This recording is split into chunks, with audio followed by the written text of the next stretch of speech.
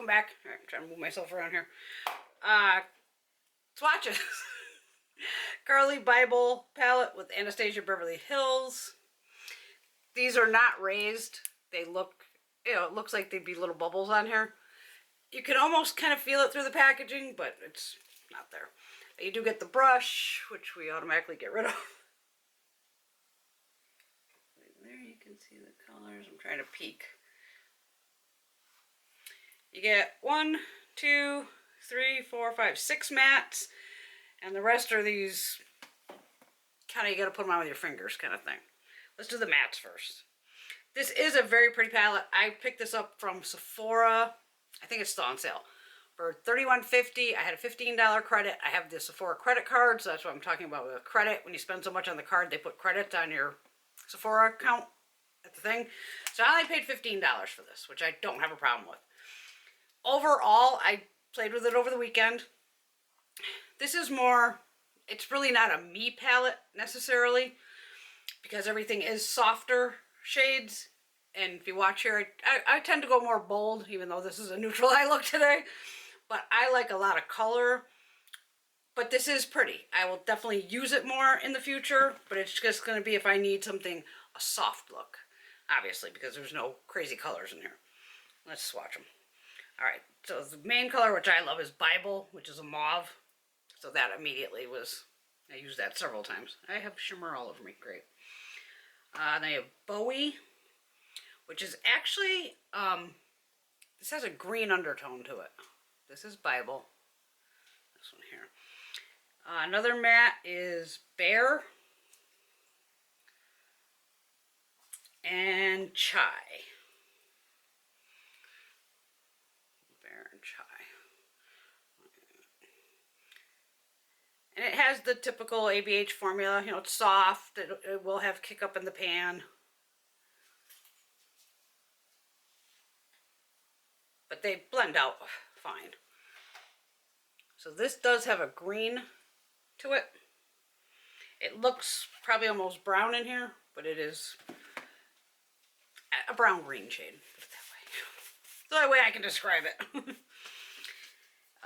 Then you have Cindy. I think Cindy's the only pressed pigment in here, which is a peachy shade. And then Stev is a decent looking red.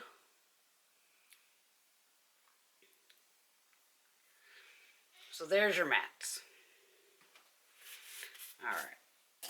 And now I got a mess in here. Alright, we have Bali. And some of these you just touch and it's like, oh my god, the whole pan's exploding. Like that one. Mandala. I was hoping this would be really pigmented. It's not. And then Libra. These three here. I had so much hope for this, but it's so sheer.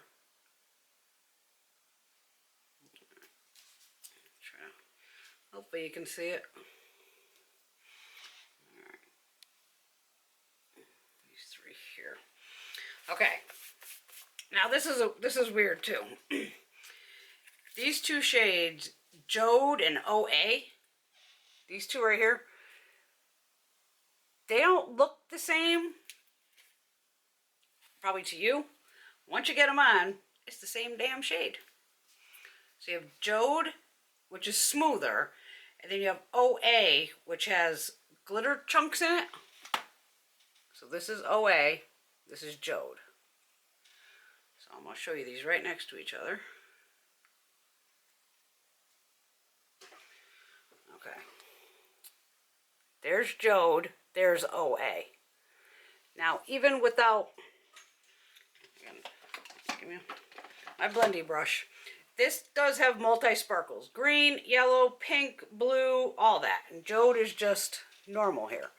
But with this, like any of these other ones, say you go to blend it out, all the sparkle just goes away and falls right out.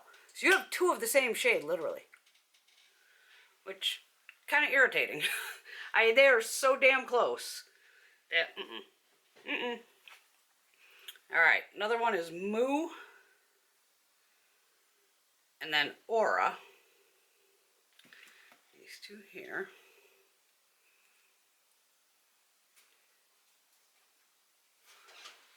Moo and Aura. And I got one last one here. What's it called? My Angels.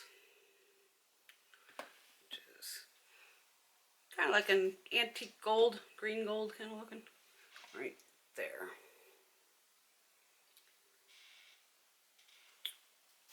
Okay, my only complaint lately is, as a consumer, I'm just going to go as a consumer, not a beauty blogger, whatever the hell you want to call me. If I'm buying a palette that says it's an eyeshadow palette, or it's marketed as an eyeshadow and pressed pigments, I, as a consumer, would not own all the crap, well, I don't own a lot of it, that regular people do. I want to be able to go in, you know, to any shade with a brush and pick it up and put it on because it's marketed as an eyeshadow palette. These ones that you have to use your finger for, I mean, they pick up on the brush, but then you go to put it down and you have like, it's barely there. It's so sheer. This is a pretty shade too. That's that Aura shade. And then even like Libra, or yes, I think it's Libra.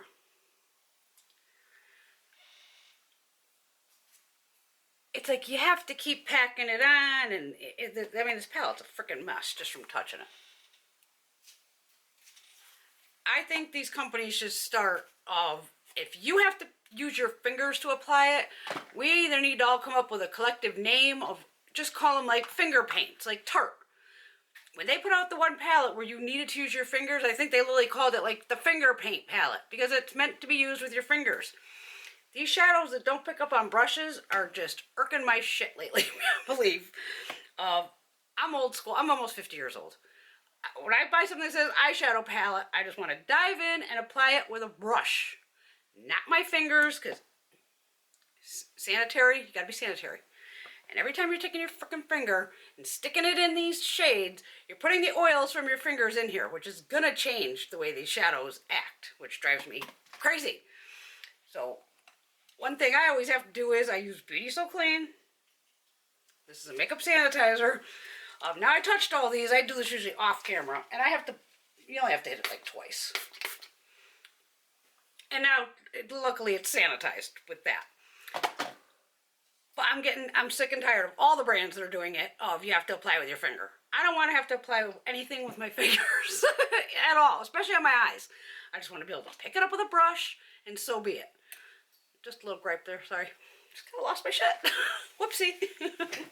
But it's not Ebates that does it. It's like everybody does it. They throw in this one random thing. Or are those glitter toppers.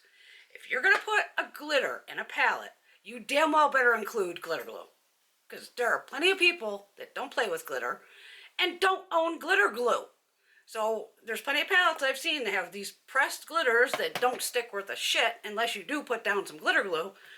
Well, they either need to, since they have all these crazy packaging, put something where it slides in or include glitter glue if you're going to do glitter in the palettes. I can tell I've had one of those days today.